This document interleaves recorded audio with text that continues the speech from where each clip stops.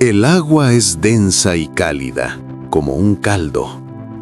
La luz del sol, al abrirse paso a través de la columna de agua, pierde su fuerza y se descompone en lanzas de luz verdes, tenues y temblorosas, que apenas alcanzan el fondo. Aquí, a 30 metros de profundidad, el mundo se compone de tonos pardos y oliváceos. El silencio es ensordecedor.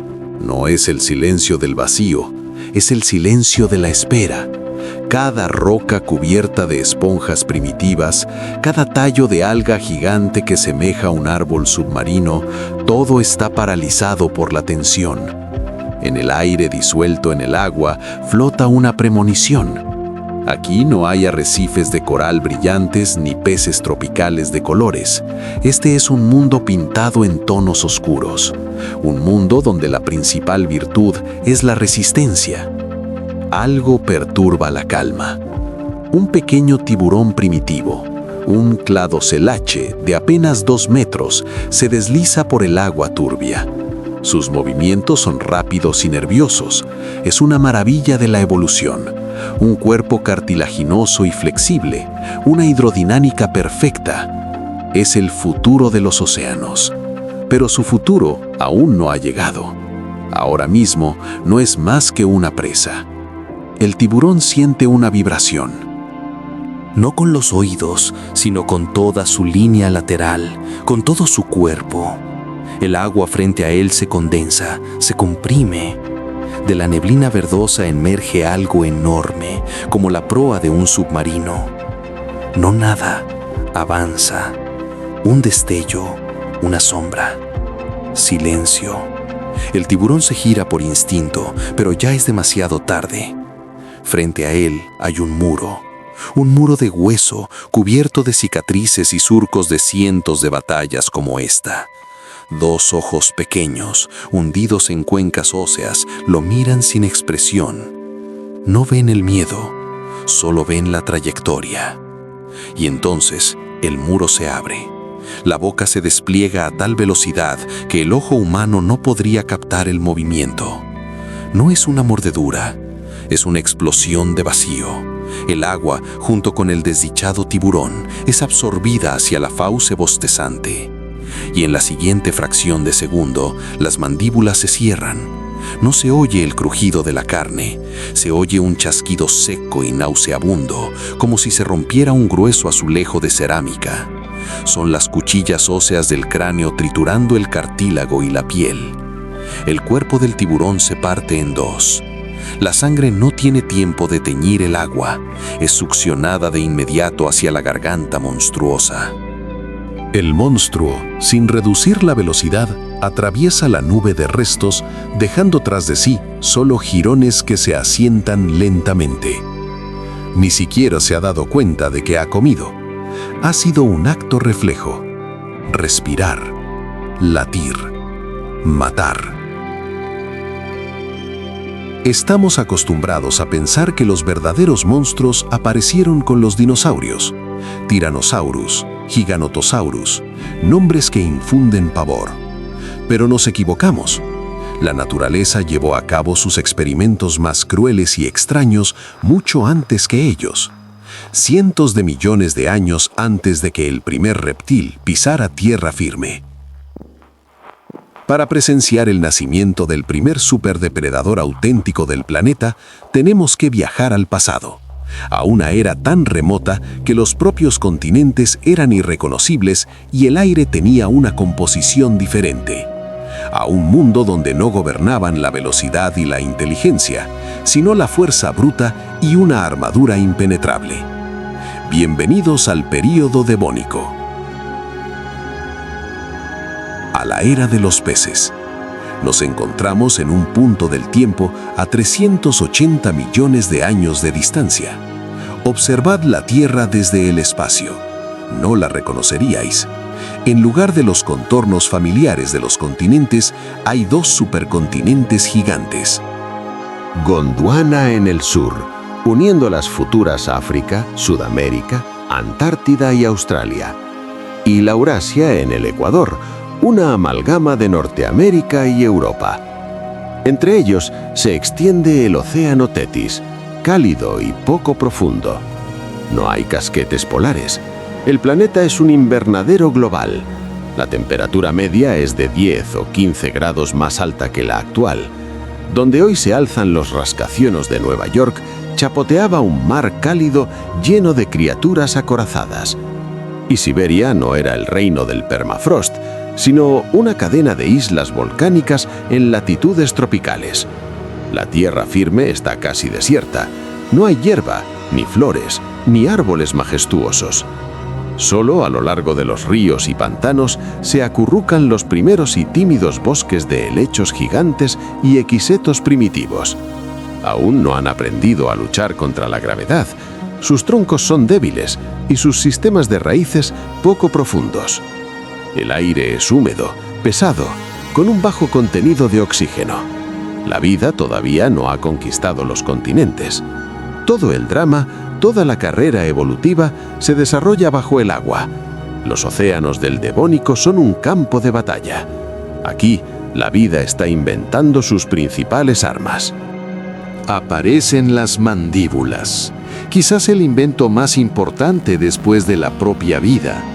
Su aparición divide el mundo en dos partes desiguales, los que comen y los que son comidos. Y esto desencadena una carrera armamentística sin precedentes. En respuesta a los depredadores, las presas comienzan a revestirse de armaduras. Los escorpiones marinos, los euriptéridos, patrullan el fondo enfundados en corazas de quitina. Los nautiloideos se esconden en conchas de piedra en espiral, mostrando solo un manojo de tentáculos. Los trilobites, señores de la era anterior, se enrollan en bolas espinosas, impenetrables para los depredadores pequeños. Pero la verdadera tendencia de esta época la marcan los peces. Convierten sus esqueletos en una fortaleza externa. Son los placodermos, o peces acorazados. Sus cuerpos están cubiertos de pesadas placas óseas, fusionadas en un exoesqueleto único. Son tanques vivientes, lentos, torpes, pero fantásticamente protegidos. Durante millones de años dominan los mares y ríos, dando lugar a miles de formas extrañas. Algunos, como el diminuto Botriolepis, filtran el lodo del fondo. Otros cazan en aguas intermedias. Son los amos de este mundo. Han establecido las reglas del juego. Para sobrevivir, tienes que estar blindado. Parecía que este principio sería eterno. Pero la evolución, como siempre, encontró la manera de volver el arma más poderosa contra sus creadores. Tomó la idea de la armadura y la llevó a una perfección absoluta y monstruosa. Creó un placodermo que podía morder a cualquier otro placodermo. Creó al Dunkleosteus. Aparece en el escenario de este drama global como algo inevitable, la conclusión lógica de la era de las armaduras. Imaginad una criatura cuya cabeza y torso están encerrados en un caparazón de hueso macizo de 5 centímetros de grosor. Esta armadura no se compone de escamas individuales. Son placas continuas y fusionadas, formando una especie de yelmo y coraza de caballero. Las articulaciones entre el escudo cefálico y el torácico son móviles, lo que le permite levantar ligeramente la cabeza. Alcanza los 8 y posiblemente hasta 10 metros de longitud, el tamaño de un autobús urbano actual. Su peso, hasta 4 toneladas. No es un simple pez, es un ariete viviente, un torpedo de hueso y músculo. Sus ojos son pequeños y están hundidos en órbitas protegidas por anillos óseos. Miran hacia adelante, proporcionando una visión binocular, un lujo poco común para los peces, señal de un depredador especializado que necesita calcular con precisión la distancia a su presa. Detrás de la cabeza acorazada, su cuerpo se estrecha, desprovisto de caparazón y cubierto de piel desnuda o escamas finas. Una potente cola, similar a la de un tiburón, impulsa esta mole hacia adelante con una velocidad engañosa. No era el nadador más rápido, no necesitaba una maniobrabilidad extrema, no le hacía falta. En un mundo donde todos confiaban en la defensa pasiva, él era la encarnación del ataque agresivo. Cuando el Dunkleosteus se mueve a través del agua, todo a su alrededor se paraliza. Los peces pequeños se dispersan en todas direcciones. Incluso los grandes amonites en sus masivas conchas detienen su movimiento, esperando que el depredador no los vea. Es el monarca absoluto de los mares devónicos.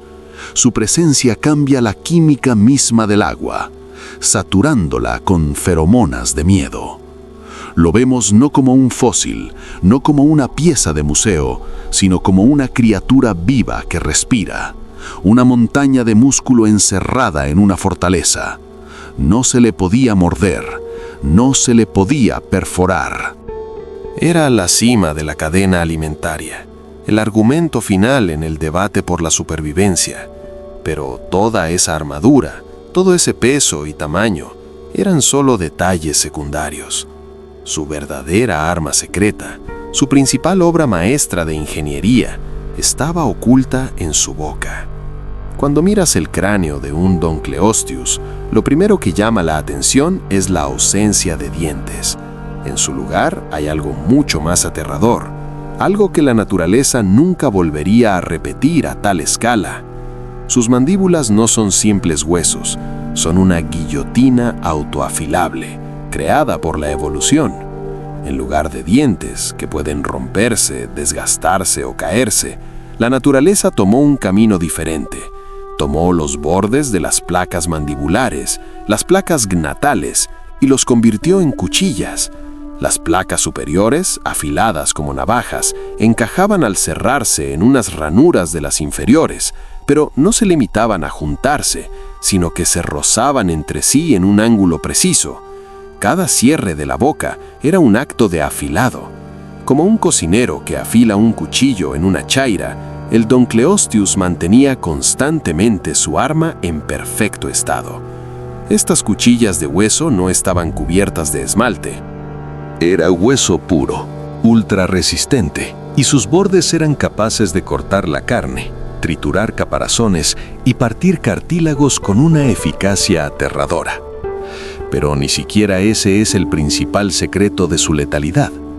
La verdadera maravilla de la ingeniería se escondía en el mecanismo de apertura de la boca. Para entender cómo funcionaba, tenemos que mirar dentro de su cráneo. Es un mecanismo complejísimo que opera según el principio de una articulación de 4 barras, una especie de sistema de palancas avanzado. En la mayoría de los depredadores, la fuerza se concentra en los músculos que cierran la mandíbula. En el Dunkleosteus, una potencia colosal se dirigía también a su apertura. Unos músculos potentísimos, situados detrás de la cabeza, se anclaban a la parte posterior del cráneo. Cuando se contraían, no solo hacían descender la mandíbula inferior, simultáneamente echaban todo el cráneo hacia atrás y hacia arriba, mientras la mandíbula inferior se abatía. Este complejo y sincronizado ballet de huesos le permitía abrir la boca en un ángulo enorme en tan solo 50-60 milisegundos, menos de lo que tarda un ojo humano en parpadear, prácticamente al instante. Y en ese momento entraba en juego la física. Una apertura tan rápida de una boca tan enorme creaba frente a ella una zona de presión extremadamente baja. Se formaba un vacío. El agua circundante, obedeciendo las leyes de la hidrodinámica, se precipitaba inmediatamente hacia ese vacío para igualar la presión.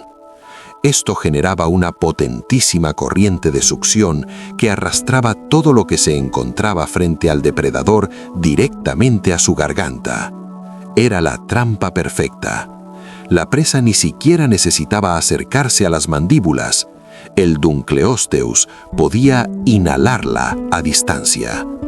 Primero, un golpe de succión que desorientaba y arrastraba a la presa, y luego el chasquido aplastante de las cuchillas de hueso. La modelización por ordenador, basada en el análisis de la estructura del cráneo y los supuestos puntos de inserción muscular, nos da cifras asombrosas. La fuerza de cierre en la punta de sus dientes alcanzaba los 5.000 kilogramos por centímetro cuadrado, o unos 55.000 newtons. Es una de las mordeduras más potentes de la historia de la vida en la Tierra, más fuerte que la de un tiranosaurio. Supera con creces la de cualquier gran tiburón blanco actual. Esa fuerza era suficiente para perforar una lámina de acero. Era suficiente para hacer añicos el granito. Y, lo más importante, era más que suficiente para reventar la armadura de cualquier otro pez acorazado, por muy gruesa que fuera. El Dunkleosteus fue la respuesta a la pregunta que la evolución se hacía a sí misma. ¿Qué pasará cuando el dispositivo de protección más poderoso de la era, el caparazón óseo, se enfrente al arma ofensiva definitiva? La respuesta era sencilla. El caparazón se convertiría en escombros. Armado con esta perfecta máquina biológica, el Dunkleosteus estaba listo para la conquista. Nada en la Tierra podía detenerlo. Su edad de oro estaba a punto de comenzar. Imaginad un día en el mar Devónico, hace 370 millones de años. Los rayos del amanecer apenas atraviesan el agua, tiñéndola de tonos esmeralda. El fondo está salpicado de lirios de mar, crinoideos, cuyos brazos plumosos se mecen al ritmo de las lentas corrientes, como un exótico jardín submarino. Entre ellos se arrastran los trilobites, los últimos representantes de una estirpe antaño grandiosa, parecidos a cochinillas blindadas. En la columna de agua flotan amonites gigantes, con sus conchas en espiral de hasta 1 metro de diámetro. Es un mundo de criaturas lentas y protegidas. Pero por encima de ellas, en las capas intermedias, bulle una vida diferente. Bandas de tiburones primitivos, como el cladocelache, patrullan el territorio. Sus cuerpos aún son imperfectos. La boca está en el extremo del hocico, no debajo, y sus aletas son rígidas y poco maniobrables. Son rápidos, pero vulnerables. Cerca de ellos nada una de las criaturas más extrañas de este periodo, el tiburón Estetacanthus, que luce en su espalda una extraña protuberancia parecida a un yunque, cubierta de pequeñas espinas. Los científicos todavía debaten su función. Quizás era un elemento del cortejo. Pero ahora, todas estas criaturas están movidas por un único sentimiento: la ansiedad. Sienten que se acerca. De las profundidades turbias emerge él, un Dunkleosteus de 4 toneladas. No está cazando, está patrullando su territorio. Sus movimientos son lentos, llenos de confianza y poder. Es el dueño de este arrecife y todos los seres vivos lo saben.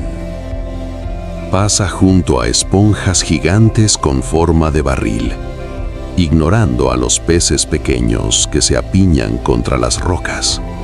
No son su presa. Necesita un objetivo grande. Y lo encuentra. Otro pez acorazado más pequeño, un Cocosteus de aproximadamente 1 metro, se ha alejado imprudentemente de los refugios del fondo. El Dunkleosteus lo detecta con su visión periférica. No acelera, simplemente cambia de rumbo. El Cocosteus ve la amenaza que se cierne sobre él e intenta huir, pero su pesado caparazón lo vuelve torpe. El Dunkleosteus se acerca. La distancia se acorta. 10 metros. 5. 3.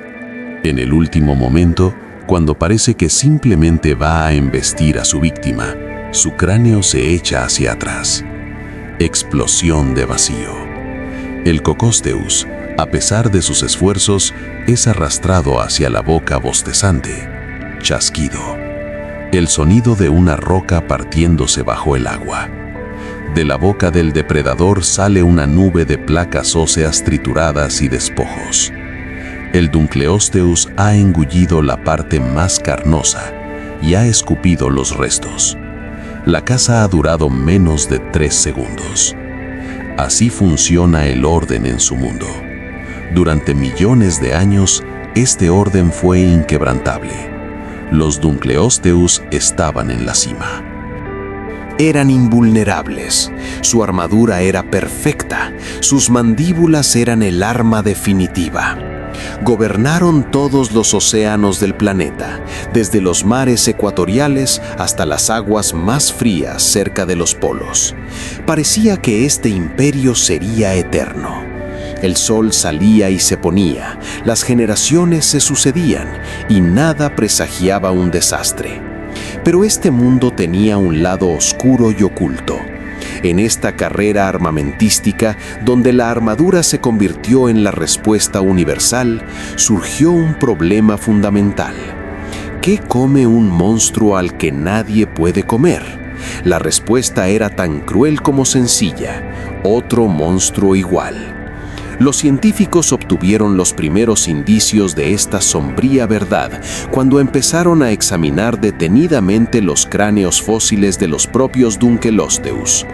Sobre las gruesas placas óseas de 5 centímetros, descubrieron surcos profundos, arañazos y fracturas.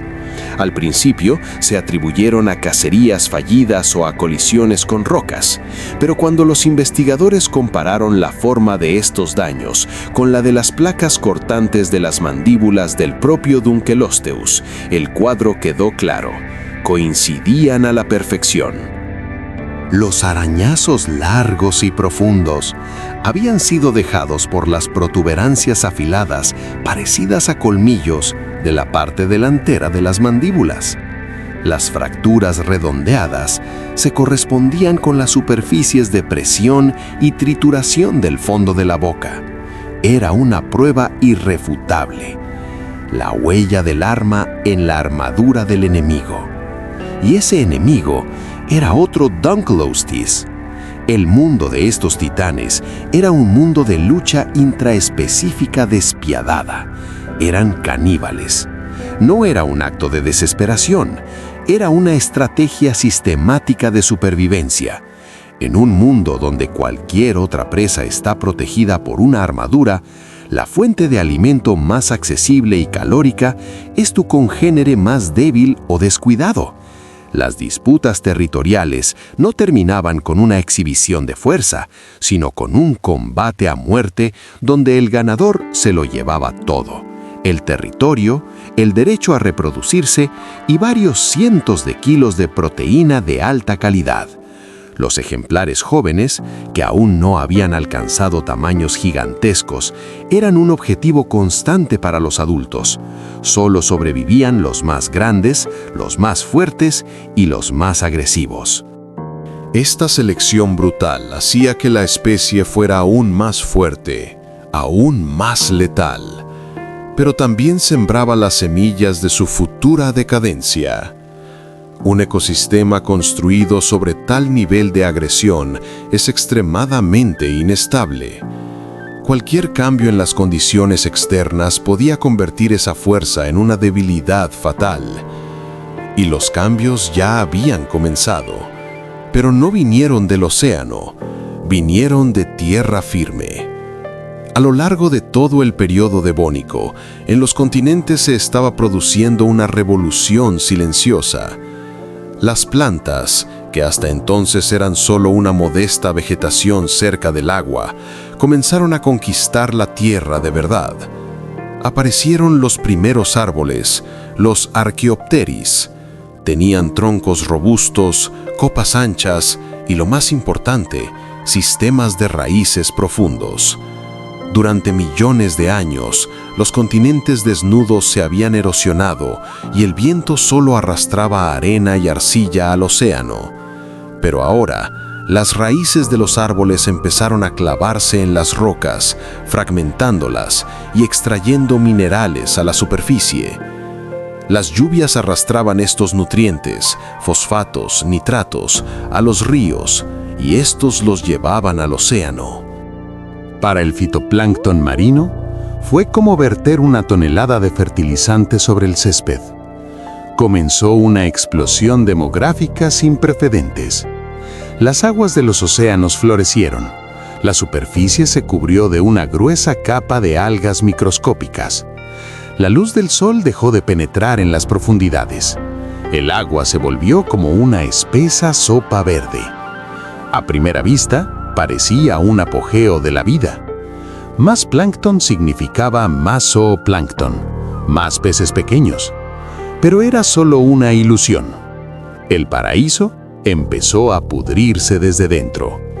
El corto ciclo de vida de las algas provocó que miles de millones de toneladas de materia orgánica muerta comenzaran a hundirse hasta el fondo. Allí las bacterias descomponedoras se pusieron manos a la obra. Al descomponer esta masa, consumían el oxígeno del agua, en cantidades enormes, catastróficas. El océano empezó a asfixiarse, de abajo hacia arriba. El agua, que había dado la vida, se preparaba para convertirse en una trampa mortal. Y los primeros en sentirlo serían las criaturas más grandes y con mayor gasto energético. El mundo era perfecto, pero la perfección tiene un precio. En algún lugar de los mares tropicales, en aguas poco profundas cubiertas por los primeros arrecifes de coral primitivos, algo empezó a ir mal. El agua, hasta hace poco transparente, comenzó a enturbiarse. Una neblina verdosa, al principio apenas perceptible, se espesaba día a día. No era el lodo levantado por una tormenta, era vida. Un florecimiento incontrolado y explosivo de fitoplancton, impulsado por el flujo de nutrientes desde tierra firme. El océano floreció. Desde la superficie podría haber parecido una celebración de la vida, pero en las profundidades comenzaba una marcha fúnebre. Miles de millones de algas microscópicas, tras vivir su corta vida, morían y se depositaban como una alfombra en el fondo. Allí las esperaban legiones de bacterias. Comenzó el gran festín de la descomposición. Y este festín exigía un pago. Ese pago era el oxígeno. Las bacterias lo devoraban con avidez, succionándolo de las capas de agua más profundas. Lenta pero inexorablemente, de abajo hacia arriba, el océano empezó a asfixiarse. Primero murieron los habitantes del fondo, lirios de mar, esponjas, trilobites. Todos los que estaban anclados al sustrato se vieron atrapados en una trampa mortal. Luego, el agua tóxica y anóxica comenzó a ascender. Era como si un pistón invisible estuviera empujando la vida hacia la superficie. Para el Dunkleosteus, ese leviatán de 4 toneladas, esto fue el principio del fin. Su cuerpo gigantesco, su increíble masa muscular, requerían una cantidad colosal de oxígeno. Estaba diseñado para un mundo donde se podía respirar a pleno pulmón. Ahora, cada bocanada le costaba un esfuerzo. Se vio obligado a mantenerse cerca de la superficie, en una delgada capa de agua respirable de apenas unos metros de profundidad. Pero aquí le esperaba otro problema. Sus presas estaban desapareciendo. Los pequeños peces acorazados, su alimento principal, o ya se habían asfixiado en las profundidades, o se agrupaban en enormes y aterradas bandadas cerca de la superficie, donde ellos mismos sufrían la hipoxia. La caza, que antes era una acción simple y refleja, se convirtió en una agotadora persecución de presas debilitadas y moribundas. Su arma principal, la mordedura de vacío explosiva, requería un gasto energético enorme. Ahora, simplemente no tenía fuerzas para cada embestida. El tanque blindado, la máquina de matar perfecta, se volvió lánguido y apático. Sus movimientos se ralentizaron. Descansaba más a menudo, bombeando con dificultad el agua a través de unas branquias que ya no podían extraer suficiente gas vital. Y entonces llegó el acto final de la tragedia. Las aguas anóxicas, saturadas de productos de descomposición, principalmente sulfuro de hidrógeno, alcanzaron la superficie. El océano se convirtió en una sopa venenosa. El agua se ennegreció y se volvió aceitosa. Desprendía un hedor nauseabundo a huevos podridos. Ahora no había a dónde huir. Podemos imaginar las últimas horas de vida de uno de estos titanes. Se agita en agonía cerca de la superficie, intentando tomar aire. Pero el aire sobre el agua también está envenenado por las emanaciones. Su poderoso cuerpo sufre espasmos. Sus instintos, perfeccionados durante millones de años de evolución, fallan. Ya no es un depredador, es una víctima. Víctima de un enemigo invisible al que no se puede morder ni embestir. Víctima de la propia química del planeta. Su enorme cuerpo, que se ha vuelto pesado como el plomo, pierde sus últimas fuerzas y comienza a hundirse.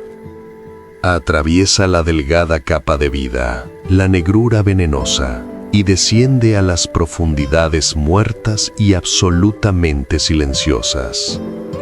Su cabeza acorazada golpea con un ruido sordo el fondo cubierto de restos en putrefacción. Durante millones de años fue el rey indiscutible. Ahora es solo una capa más en la gigantesca fosa común en que se ha convertido el océano mundial.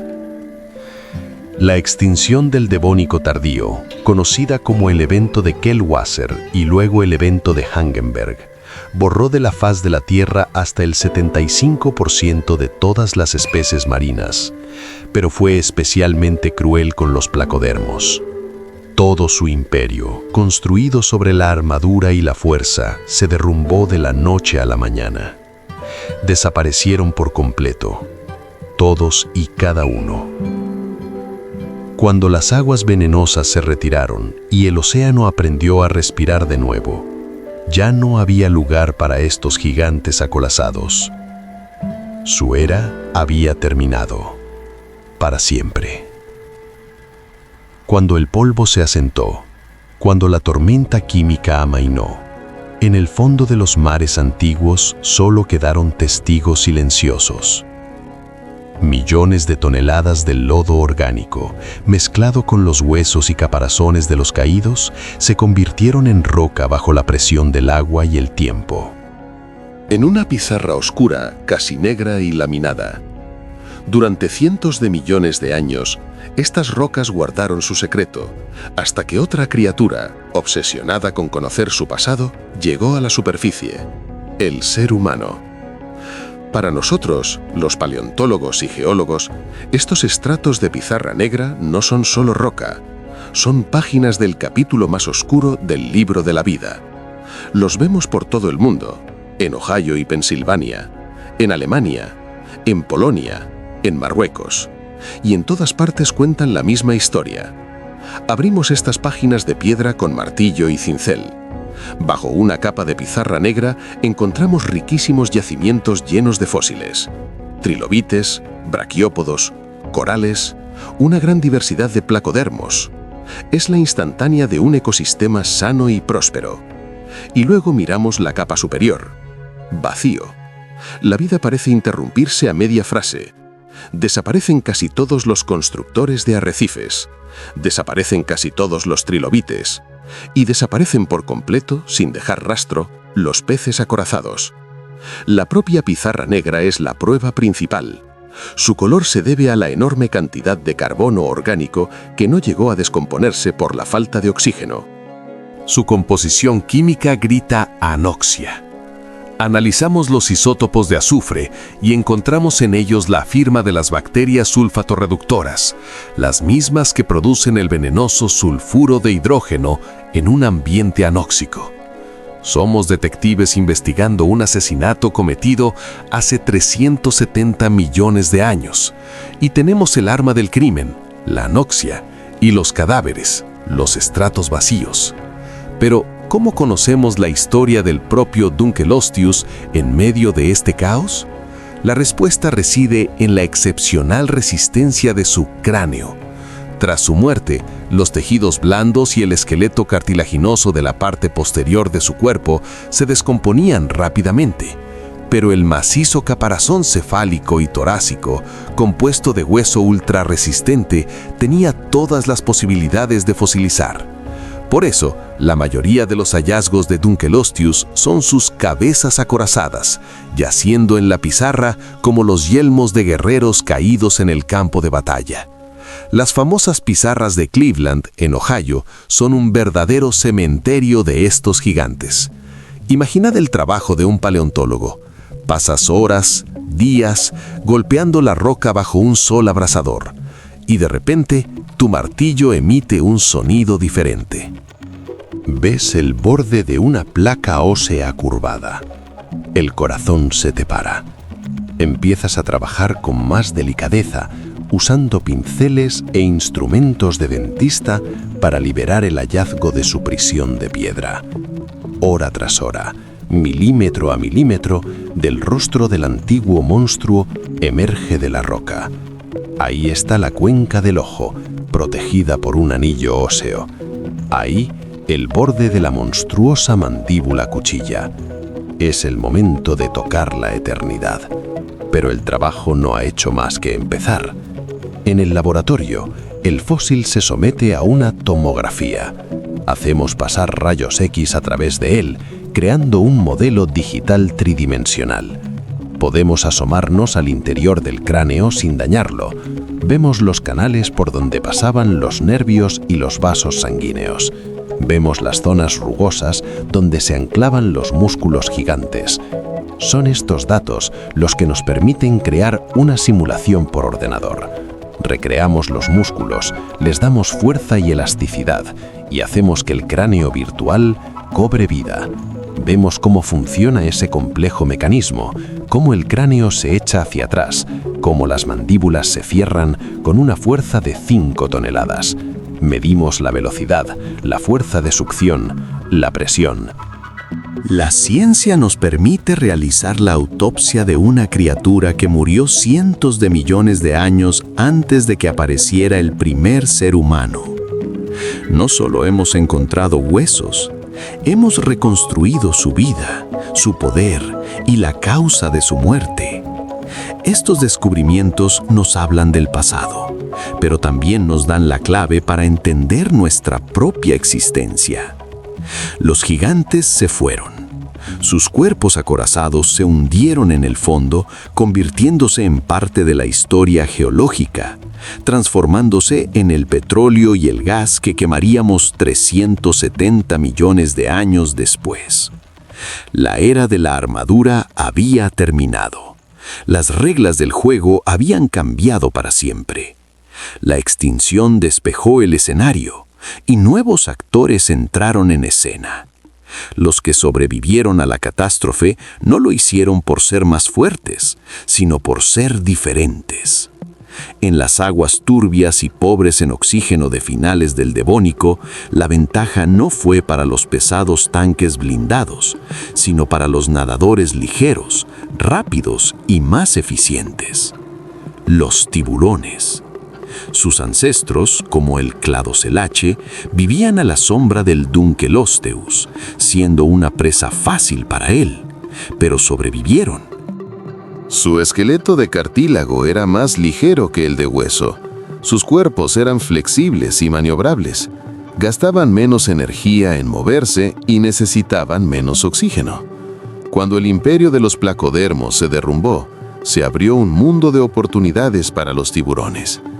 Rápidamente ocuparon el nicho vacante de superdepredadores y siguen reinando en los océanos hasta el día de hoy.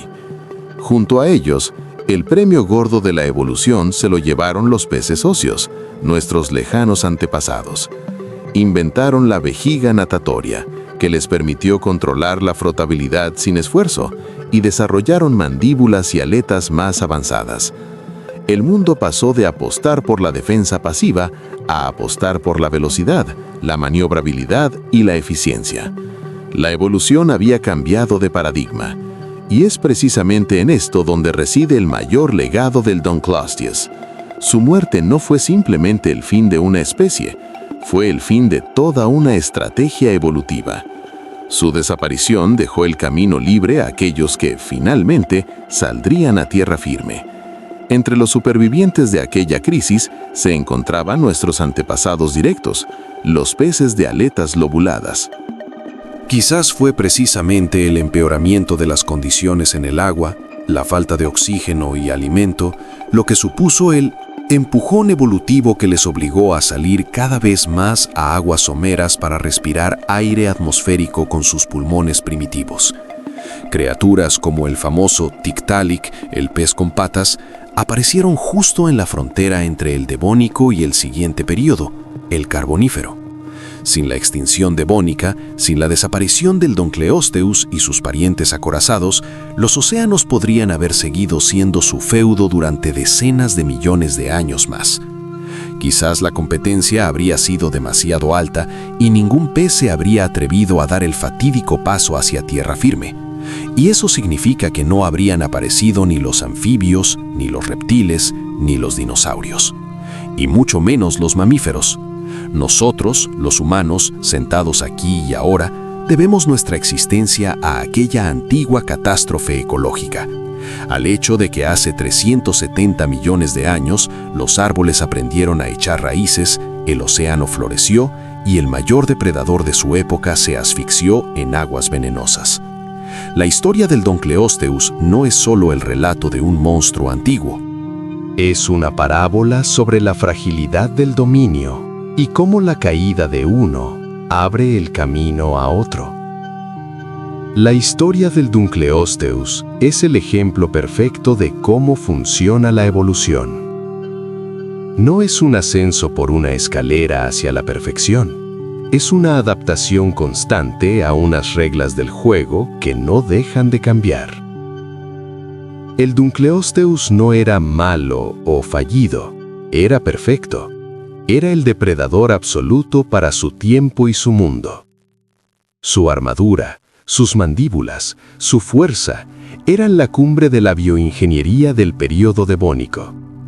Pero su mayor fortaleza, su extrema especialización, se convirtió en su debilidad fatal cuando el mundo cambió. Fue el rey de un mundo regido por la fuerza bruta. Cuando el mundo exigió eficiencia y resistencia, su corona resultó ser demasiado pesada. Su historia nos enseña la lección más importante: nadie reina para siempre. Cada imperio, ya sea el de los peces acorazados, los dinosaurios o incluso los mamíferos gigantes, tarde o temprano cae bajo la presión de las circunstancias externas, cediendo el paso a quienes antes se escondían en la sombra. Hoy, nosotros, la humanidad, somos la especie dominante del planeta. Estamos cambiando su química, su clima y su biología a una velocidad sin precedentes. También estamos creando nuevas zonas muertas en el océano al verter en él toneladas de fertilizantes. Estamos alterando la composición de la atmósfera, quemando los restos de aquellos mismos bosques que, indirectamente, condenaron al Dunkleosteus. Su historia es un espejo en el que debemos mirarnos. Nos recuerda que incluso la especie más poderosa puede ser indefensa ante los cambios globales del medio ambiente que ella misma ha provocado. Pero hay una diferencia clave. El Dunkleosteus no sabía lo que le esperaba. Era una fuerza ciega de la naturaleza. Nosotros sí lo sabemos. Y en ese conocimiento reside nuestra mayor responsabilidad. ¿Qué os ha impresionado más de la historia de este monstruo? ¿Su fuerza aplastante o su trágica vulnerabilidad? Compartid vuestras ideas en los comentarios. Si este viaje a la era de los peces os ha demostrado lo compleja e impredecible que es la historia de la vida, apoyadnos con un me gusta. es el mejor combustible para nuestra máquina del tiempo. Y por supuesto, suscribíos al canal para no perdernos nuestras próximas expediciones al pasado profundo. Nos quedan miles de millones de años de historias increíbles por contar. Y recordad, cada átomo de vuestro cuerpo fue una vez parte de esta antigua saga. Sois historia viva.